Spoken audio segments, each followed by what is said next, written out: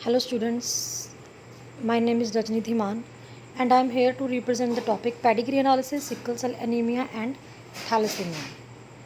So first of all, have a look on the content of the topic.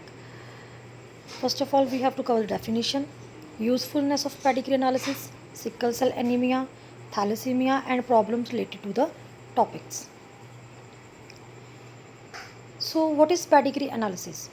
A pedigree is a record of inheritance of certain genetic traits for two or more generations means ਜਦੋਂ ਆਪਾਂ ਦੋ ਜਾਂ ਦੋ ਤੋਂ ਜ਼ਿਆਦਾ ਪੀੜ੍ਹੀਆਂ ਨੂੰ represent ਕਰਦੇ ਹਾਂ ਔਰ ਉਹਦਾ ਰਿਕਾਰਡ ਤਿਆਰ ਕਰਦੇ ਹਾਂ ਇਨ ਦਾ ਫਾਰਮ ਆਫ ਅ ਡਾਇਆਗ੍ਰਾਮ ਔਰ ਫੈਮਿਲੀ ਟਰੀ ਜਦੋਂ ਆਪਾਂ ਫੈਮਿਲੀ ਦਾ ਇੱਕ ਪੂਰਾ ਟਰੀ ਬਣਾਉਣਾ ਹੁੰਦਾ ਹੈ ਬਣਾਉਂਦੇ ਹਾਂ ਉਹਦੇ ਵਿੱਚ ਆਪਾਂ ਦੇਖਦੇ ਹਾਂ ਵੀ ਕੋਈ ਕਰੈਕਟਰਸ ਹੈ ਪਰਟੀਕੂਲਰ ਕੋਈ ਟਰੇਟ ਹੈ ਕੋਈ ਪ੍ਰੋਬਲਮ ਹੈ ਕੋਈ ਡਿਸਆਰਡਰ ਹੈ ਜੋ ਵੀ ਚੀਜ਼ ਆਪਾਂ ਨੇ ਦੇਖਣੀ ਹੁੰਦੀ ਹੈ ਉਹਨੂੰ ਜਦੋਂ ਆਪਾਂ ਰੀਪ੍ਰਜੈਂਟ ਕਰਦੇ ਹਾਂ ਤਾਂ ਉਹਨੂੰ ਆਪਾਂ ਕਹਿੰਦੇ ਹਾਂ ਪੈਡੀਗਰੀ ਐਨਾਲਿਸਿਸ ਜਿਹੜੀ ਪੈਡੀਗਰੀ ਆਪਾਂ ਕਿਸੇ ਇੱਕ ਇੰਡੀਵਿਜੂਅਲ ਤੋਂ ਸਟਾਰਟ ਕਰ ਰਹੇ ਹਾਂ ਉਸ ਇੰਡੀਵਿਜੂਅਲ ਨੂੰ ਪਰਟੀਕੂਲਰ ਨੂੰ ਆਪਾਂ ਕਹਾਂਗੇ ਪ੍ਰੋਬੈਂਡ ਔਰ ਪ੍ਰੋਪੋਜ਼ਿਟਸ ਅਗਰ ਆਪਾਂ ਇਹ ਪੈਡੀਗਰੀ ਟਰੀ ਆਪਣਾ ਮੇਲ ਤੋਂ ਸਟਾਰਟ ਕਰ ਰਹੇ ਹਾਂ ਦੈਨ ਇਟ ਇਜ਼ ਪ੍ਰੋਪੋਜ਼ਿਟੀ ਅਗਰ ਆਪਾਂ ਫੀਮੇਲ ਤੋਂ ਸਟਾਰਟ ਕਰ ਰਹੇ ਹਾਂ ਪੈਡੀਗਰੀ ਐਨਾਲਿਸਿਸ ਫੈਮਿਲੀ ਟਰੀ ਤਾਂ ਉਹਨੂੰ ਆਪਾਂ ਕਹਿੰਦੇ ਹਾਂ ਪ੍ਰੋਪਿਸਟਾ ਹਾਂਜੀ ਪੈਡੀਗਰੀ ਐਨਾਲਿਸਿਸ ਦੇ ਵਿੱਚ ਆਪਾਂ ਬਹੁਤ ਸਾਰੇ ਸਿੰਬਲਸ ਨੂੰ ਯੂਜ਼ ਕਰਦੇ ਹਾਂ ਜਿਹੜੇ ਆਪਣੇ ਵਾਸਤੇ ਬਹੁਤ ਜ਼ਿਆਦਾ ਯੂਜ਼ਫੁਲ ਹੁੰਦੇ ਨੇ ਔਰ ਇਸ ਨੂੰ ਡਾਇਗਰਾਮੈਟਿਕ ਰੀਪ੍ਰਜੈਂਟ ਕਰਨ ਵਾਸਤੇ ਆਪਾਂ ਨੂੰ ਥੋੜ੍ਹਾ ਜਿਹਾ ਈਜ਼ੀ ਅਤੇ ਕਨਵੀਨੀਅੰਟ ਹੋ ਜਾਂਦਾ ਸਮਝਣਾ ਵੀ ਈਜ਼ੀ ਹੋ ਜਾਂਦਾ ਅਤੇ ਉਹਨੂੰ ਸਮਝਾਉਣਾ ਵੀ ਈਜ਼ੀ ਹੋ ਜਾਂਦਾ ਠੀਕ ਹੈ ਜੀ ਤਾਂ ਬਹੁਤ ਸਾਰੇ ਸਿੰਬਲਸ ਨੇ ਆਪਣੇ ਕੋਲ ਜਿਵੇਂ ਕਿ ਆਪਾਂ ਇੱਕ ਸਕੁਅਰ ਯੂਜ਼ ਕਰਦੇ ਹਾਂ ਸਰਕਲ ਯੂਜ਼ ਕਰਦੇ ਹਾਂ ਸੋਲਿਡ ਹੈ ਐਮਪਟੀ ਸਰਕਲ ਹੈ ਸ਼ੇਡਿਡ ਸਰਕਲ ਹੈ ਕੋਈ ਅਫੈਕਟਿਡ ਕੈਰੀਅਰ ਮਤਲਬ ਕਿਸੇ ਵੀ ਤਰ੍ਹਾਂ ਦੇ ਇੰਡੀਵਿਜੂਅਲ ਨੂੰ ਆਪਾਂ ਨੇ ਸ਼ੋਅ ਕਰਨਾ ਤਾਂ ਆਪਾਂ ਬਹੁਤ ਹੀ ਵਧੀਆ ਤਰੀਕੇ ਨਾਲ ਰਿਪਰੈਜ਼ੈਂਟ ਕਰ ਸਕਦੇ ਹਾਂ by using the symbols so here are some of the symbols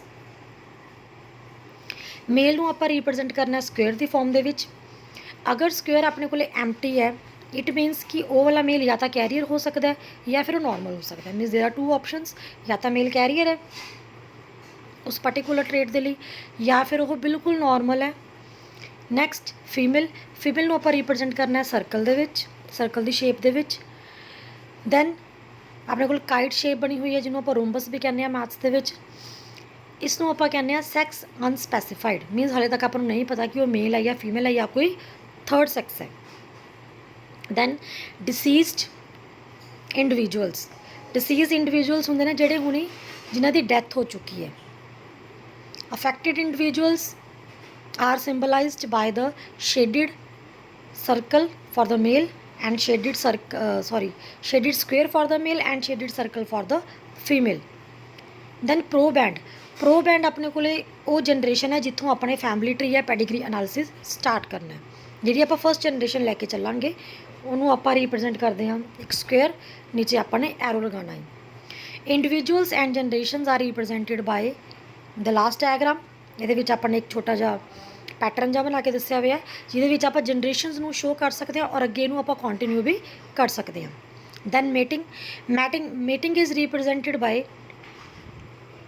ਮੇਲ ਦਾ ਸਕੁਅਰ ਫੀਮੇਲ ਦਾ ਸਰਕਲ ਔਰ ਉਹਦੇ ਵਿੱਚ ਆਪਾਂ ਨੇ ਸਿੰਗਲ ਇੱਕ ਲਾਈਨ ਲਗਾਉਣੀ ਹੈ ਡਿਵੋਰਸ ਕੇਸ ਨੂੰ ਆਪਾਂ ਕਿਵੇਂ ਰਿਪਰੈਜ਼ੈਂਟ ਕਰ ਸਕਦੇ ਹਾਂ ਉਵੇਂ ਮੀਟਿੰਗ ਦਾ ਸਾਈਨ ਬਣਾ ਕੇ ਵਿੱਚ ਆਪਾਂ ਉਹਨੂੰ ਕੱਟ ਕਰ ਦੇਣਾ ਹਲਕੀ ਜਿਹੀ ਇੱਕ ਲਾਈਨ ਦੇ ਨਾਲ ਕੱਟ ਕਰ ਦੇਣਾ which represents the divorce of the male and female ਉਸ ਤੋਂ ਇਲਾਵਾ ਆਪਣੇ ਕੋਲ ਹੈਗਾ ਕੰਸੈਂਜਨਸ ਮੀਟਿੰਗ ਜਿਹਦੇ ਵਿੱਚ ਆਪਾਂ ਨੇ ਡਬਲ ਲਾਈਨ ਲਗਾਈ ਹੋਈ ਹੈ ਮੀਟਿੰਗ 'ਚ ਆਪਣੇ ਕੋਲ ਸਿੰਗਲ ਲਾਈਨ ਹੈ ਔਰ ਇਹਦੇ ਵਿੱਚ ਆਪਣੇ ਕੋਲ ਡਬਲ ਲਾਈਨ ਹੈ ਇਹ ਡਬਲ ਲਾਈਨ ਰਿਪਰੈਜ਼ੈਂਟ ਕਰਦੀ ਹੈ ਜਦੋਂ ਕਲੋਜ਼ ਰਿਲੇਸ਼ਨਸ ਦੇ ਵਿੱਚ ਮੈਰਿਜਸ ਹੁੰਦੀਆਂ ਨੇ ਠੀਕ ਹੈ ਬਹੁਤ ਸਾਰੇ ਇੱਦਾਂ ਦੇ ਆਪਣੇ ਕੋਲ ਕੁਛ ਰਿਲੀਜਨਸ ਨੇ ਕਲਚਰਸ ਨੇ ਜਿਹਦੇ ਵਿੱਚ ਕਲੋਜ਼ ਰਿਲੇਸ਼ਨ ਦੇ ਵਿੱਚ ਮੈਰਿਜਸ ਪੋਸੀਬਲ ਹੁੰਦੀਆਂ ਨੇ ਤਾਂ ਉਸ ਕੇਸ ਦੇ ਵਿੱਚ ਉੱਥੇ ਆਪਾਂ ਨੇ ਡਬਲ ਲਾਈਨ ਰਿਪਰੈਜ਼ੈਂਟ ਕਰਨਾ ਹੈ ਦੈਨ ਡਾਈਜਾਈਗਸ ਟਵਿਨਸ ਕਿਹੜੇ ਹੁੰਦੇ ਨੇ ਜਿਹੜੇ ਦੋ ਅਲੱਗ ਐਗਸ ਤੋਂ ਬਣੇ ਹੋਣ ਦੈਨ ਮੋਨੋਜਾਈਗਸ ਟਵਿਨ ਕਿਹੜਾ ਜਿਹੜਾ ਇੱਕ ਸਿੰਗਲ ਐਗ ਦੇ ਜ਼ਾਈਗੋਟ ਬਣਨ ਦੇ ਨਾਲ ਉਹਦੀ ਬ੍ਰੇਕੇਜ ਦੇ ਨਾਲ ਕਲੀਵੇਜ ਦੇ ਨਾਲ ਬਣਿਆ ਸੀਗਾ ਉਹਨੂੰ ਆਪਾਂ ਆਇਡੈਂਟੀਕਲ ਟਵਿਨਸ ਵੀ ਕਹਿੰਦੇ ਹਾਂ ਅਤੇ ਮੋਨੋਜਾਈਗਸ ਟਵਿਨਸ ਵੀ ਕਹਿੰਦੇ ਹਾਂ ਦੈਨ ਅਬੋਟਸ ਨੂੰ ਆਪਾਂ ਜਿਵੇਂ ਕਿ ਫੀਮੇਲ ਕੋਈ ਅਬੋਸ਼ਨ ਹੋ ਗਿਆ ਔਰ ਉਹ ਫੀਮੇਲ ਸੀਗੀ ਗਰਲ ਸੀਗੀ ਤਾਂ ਉਹਨੂੰ ਆਪਾਂ ਰਿਪਰੈਜ਼ੈਂਟ ਕਰਦੇ ਹਾਂ ਸਰਕਲ ਦੇ ਵਿੱਚ ਇੱਕ ਲਾਈਨ ਮਤਲਬ ਉਹਨੂੰ ਕੱਟ ਕਰ ਦੇਣਾ it means the female is aborted हाँ जी, उस तो बाद अपने कोल हैगा यूजफुलनेस ऑफ ਪੈਡੀਗਰੀ एनालिसिस। ਇਹਦੇ ਆਪਾਂ ਨੂੰ ਕੀ ਬੈਨੀਫਿਟਸ ਨੇ, ਕਿੱਥੇ ਕਿੱਥੇ ਨੂੰ ਆਪਾਂ ਯੂਜ਼ ਕਰ ਸਕਦੇ ਹਾਂ। ਮੀਨਸ ਫਸਟ ਆਫ ਆਲ ਜਿਹੜੇ ਜੈਨੇਟਿਕ ਕਾਉਂਸਲਰਸ ਹੁੰਦੇ ਨੇ ਉਹ ਇਹਨੂੰ ਯੂਜ਼ ਕਰਦੇ ਨੇ ਤਾਂ ਕਿ ਜਿਹੜੇ ਕਪਲਸ ਦੀ ਅੱਗੇ ਫਿਊਚਰ ਦੇ ਵਿੱਚ ਮੈਰਿਜ ਹੋਣੀ ਹੈ ਉਹਨਾਂ ਨੂੰ ਪਹਿਲਾਂ ਹੀ ਪੋਸੀਬਿਲਿਟੀ ਟਰੇਸ ਕਰਕੇ ਦੱਸਣੀ ਹੈ ਕਿ ਕਿਤੇ ਉਹਨਾਂ ਦੇ ਆਉਣ ਵਾਲੀ ਜਨਰੇਸ਼ਨ ਨੂੰ, ਉਹਦੀ ਪ੍ਰੋਜਨੀ ਨੂੰ ਕੋਈ ਜੈਨੇਟਿਕ ਡਿਸਆਰਡਰ ਤਾਂ ਨਹੀਂ ਹੈਗਾ, ਕੋਈ ਉਹਨਾਂ ਨੂੰ ਪ੍ਰੋਬਲਮ ਤਾਂ ਨਹੀਂ ਹੋ ਸਕਦੀ। ਠੀਕ ਹੈ, ਜਿਵੇਂ ਪਹਿਲਾਂ ਲੋਕ ਟੀਵੀ ਦਿਖਾਉਂਦੇ ਸੀ, ਹੁਣ ਵੀ ਇਹ ਕਸਟਮ ਚੱਲਦਾ ਆ ਰਿਹਾ ਹੈ। ਸਿਮਿਲਰਲੀ ਆਪਾਂ ਜੈਨੇਟਿਕ ਮੈਪਿੰਗ ਵੀ ਕਰ ਸਕਦੇ ਹਾਂ, ਜਿਹਦੇ ਵਿੱਚ ਆਪਾਂ ਨੂੰ ਇਹ ਪਤਾ ਲੱਗ ਜਾਂਦਾ ਕਾਉਂਸਲਰ ਦੀ ਸਲਾਹ ਲੈ ਕੇ, ਉਹ ਆਪਾਂ ਨੂੰ ਪੈਡੀਗਰੀ ਐਨਾਲਿਸਿਸ ਦੇ ਨਾਲ, ਡਾਇਗਰਾਮ ਦੇ ਨਾਲ ਸਾਰਾ ਆਪਾਂ ਨੂੰ ਰੀਪ੍ਰਜੈਂਟ ਕਰ ਸਕਦੇ ਨੇ ਵੀ ਉਹਨਾਂ ਦੇ ਆਉਣ ਵਾਲੇ ਬੱਚੇ ਦੇ ਵਿੱਚ ਕੋਈ ਪ੍ਰੋਬਲਮ ਹੈ ਜਾਂ ਨਹੀਂ ਹੈ, by tracing the history of the ancestors. Pedigree analysis indicates the Mendel's principle are also applicable.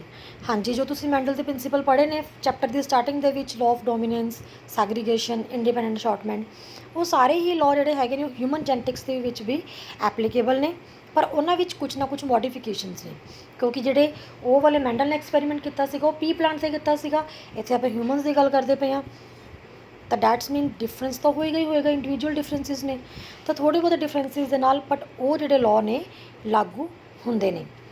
It can indicate the origin of a trait in the ancestor. ਆਪਾਂ ਨੂੰ ਹਾਂਜੀ ਇਹ ਵੀ ਪਤਾ ਲੱਗ ਜਾਂਦਾ ਹੈ ਵੀ ਉਹ ਜਿਹੜਾ ਪਰਟੀਕੂਲਰ ਟ੍ਰੇਟ ਹੈ ਉਹ ਕਿਹੜੀ ਜਨਰੇਸ਼ਨ ਤੋਂ ਸ਼ੁਰੂ ਹੋਇਆ ਸੀਗਾ, ਉਹਦਾ ਓਰੀਜਨ ਕੀ ਹੈ, ਕਿੱਥੋਂ ਆਇਆ ਉਹ ਟ੍ਰੇਟ, ਕਿਵੇਂ ਆਇਆ, right. It can indicate the harm a marriage between close relatives. ਇਹ ਵੀ ਆਪਾਂ ਦੱਸ ਸਕਦੇ ਹਾਂ ਕਿ ਅਗਰ ਕਲੋਜ਼ ਰਿਲੇਟਿਵਸ ਦੇ ਵਿੱਚ ਆਪਾਂ ਮੈਰਿਜ ਕਰਦੇ ਹਾਂ ਤਾਂ ਉਹਦੇ ਕੀ ਕੀ ਨੁਕਸਾਨ ਹੋ ਸਕਦੇ ਨੇ। ਹਾਂਜੀ, ਨੈਕਸਟ ਟੌਪਿਕ ਹੈਗਾ ਆਪਣਾ ਮੈਂਡੇਲੀਅਨ ਡਿਸਆਰਡਰਸ ਔਰ gene related human disorders. These disorders are determined by mutations in single genes. ਅਗਰ ਸਿੰਗਲ ਜੀਨ ਦੇ ਵਿੱਚ ਕੋਈ ਮਿਊਟੇਸ਼ਨ ਮੀਨਸ ਚੇਂਜ, ਇੱਕ ਸਡਨ ਚੇਂਜ ਆ ਜਾਂਦਾ ਹੈ, ਉਹਦੇ ਨਾਲ ਡਿਸਆਰਡਰਸ ਪੈਦਾ ਹੋ ਜਾਂਦੇ ਨੇ। The pattern of inheritance of such Mendelian disorders can be traced in a family by the pedigree analysis।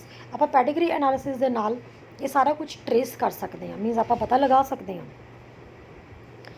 ਜਿਹੜੇ ਡਿਸਆਰਡਰਸ ਹੁੰਦੇ ਨੇ ਦੇ ਕੈਨ ਬੀ ਆਟੋਜ਼ੋਮਸ, ਆਟੋਜ਼ੋਮਲ ਕ੍ਰੋਮੋਜ਼ੋਮਸ ਦੇ ਵਿੱਚ ਵੀ ਹੋ ਸਕਦਾ ਕੋਈ ਨਾ ਕੋਈ ਪ੍ਰੋਬਲਮ, ਮਿਊਟੇਸ਼ਨ ਆ ਸਕਦੀ ਹੈ। ਇਹ ਸੈਕਸ ਕ੍ਰੋਮੋਜ਼ੋਮ ਫੀਮੇਲ ਦੇ ਵਿੱਚ XX, ਮੇਲ ਦੇ ਵਿੱਚ XY, ਉਹਨਾਂ ਦੇ ਵਿੱਚ ਵੀ ਕੋਈ ਨਾ ਕੋਈ ਪ੍ਰੋਬਲਮ ਆ ਸਕਦੀ ਹੈ।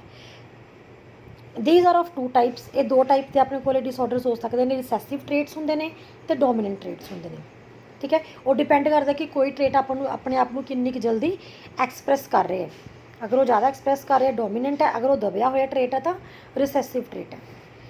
ਤਾਂ ਆਪਣੇ ਕੋਲ ਸਿਲੇਬਸ ਦੇ ਵਿੱਚ 2 ਰਿਸੈਸਿਵ ਆਟੋਜ਼ੋਮਲ ਟ੍ਰੇਟਸ ਦੀਆਂ ਐਗਜ਼ਾਮਪਲ ਹੈਗੀਆਂ ਨੇ, ਸਿਕਲ ਸੈਲ ਐਨੀਮੀਆ ਜਾਂ ਥੈਲੇਸੀਮੀਆ। ਪਹਿਲਾਂ ਆਪਾਂ ਕਰਦੇ ਹਾਂ ਸਿਕਲ ਸੈਲ ਐਨੀਮੀਆ। ਇਹ ਮੈਂ ਜਿਵੇਂ ਤੁਹਾਨੂੰ ਦੱਸਿਆ ਕਿ ਇਹ ਆਟੋਜ਼ੋਮਲ ਰਿਸੈਸਿਵ ਟ੍ਰੇਟ ਹੈ ਜਿਹੜਾ ਕਿ ਪੇਰੈਂਟਸ ਆਪਣੇ ਆਫਸਪ੍ਰਿੰਗ ਨੂੰ ਟਰਾਂਸਫਰ ਕਰਦੇ ਨੇ। ਕਦੋਂ?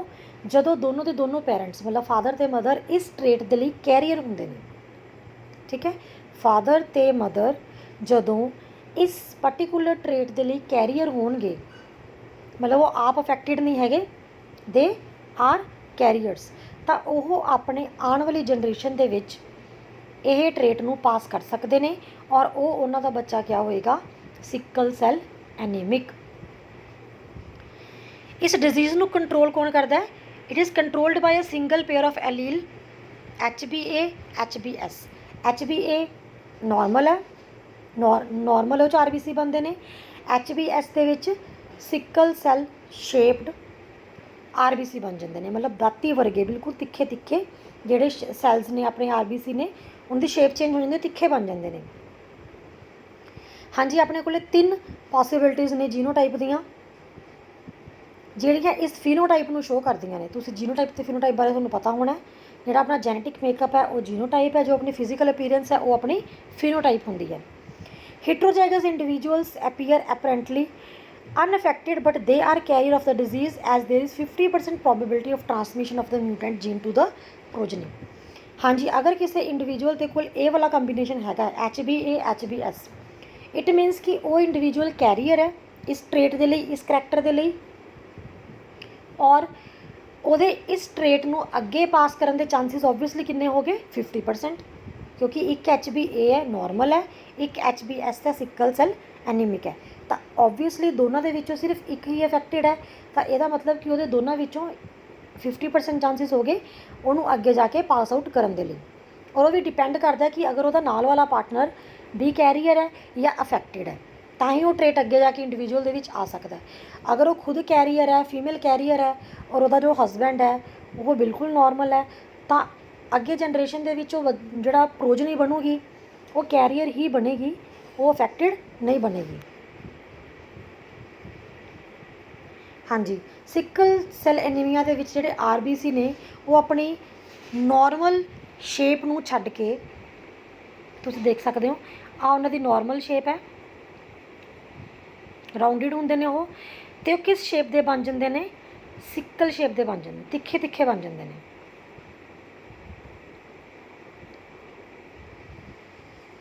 Sickle cell anaemia is an example of point mutation. Point means ਮਾੜੀ ਜੀ, ਮਾਮੂਲੀ ਜੀ, ਬਰੀਕ ਜੀ ਇੱਕ ਸਡਨ ਚੇਂਜ ਆ ਗਿਆ ਜੀਨ ਦੇ ਵਿੱਚ, ਜਿਹਦੇ ਕਰਕੇ ਜਿਹੜੇ ਸੈਲਸ ਨੇ ਉਹ ਆਪਣੀ ਸ਼ੇਪ ਨੂੰ ਚੇਂਜ ਕਰਦੇ ਨੇ। ਹਾਂਜੀ, ਚੇਂਜ ਕਿਆ ਆਉਂਦਾ ਹੈ? ਇਹ ਆਪਣੇ ਕੋਲ ਨੋਰਮਲ ਪ੍ਰੋਟੀਨ ਬਣਦੀ ਦਿਖਾਈ ਗਈ ਹੈ, ਇੱਧਰ ਆਪਣੇ ਕੋਲੋਂ DNA ਤੋਂ ਸਿਕਲ ਸੈੱਲ ਦੇ ਵਿੱਚ ਮਿਊਟੈਂਟ ਪ੍ਰੋਟੀਨ ਬਣਦੀ ਦਿਖਾਈ ਜਾ ਰਹੀ ਹੈ। ਇੱਥੇ ਮਿਊਟੇਸ਼ਨ ਹੋ ਗਈ ਸੈਂਟਰ ਦੇ ਵਿੱਚ। ਤਾਂ ਨੋਰਮਲ ਕੇਸ 'ਚ ਕਿਆ ਹੁੰਦਾ ਹੈ? DNA ਤੋਂ RNA ਬਣ ਰਿਹਾ, ਜਿਹਨੂੰ ਆਪਾਂ ਟਰਾਂਸਕ੍ਰਿਪਸ਼ਨ ਕਹਿੰਦੇ ਹਾਂ। RNA ਤੋਂ ਪ੍ਰੋਟੀਨ ਬਣ ਰਿਹਾ, ਜਿਹਨੂੰ ਆਪਾਂ ਟਰਾਂਸਲੇਸ਼ਨ ਕਹਿੰਦੇ ਹਾਂ। ਠੀਕ ਹੈ ਜੀ। ਜਦੋਂ DNA ਤੋਂ RNA ਬਣਦਾ ਹੈ ਤਾਂ ਸੀਕੁਐਂਸ ਕਿਆ ਤਿਆਰ ਹੋ ਰਿਹਾ ਆਪਣੇ ਕੋਲ? GAG।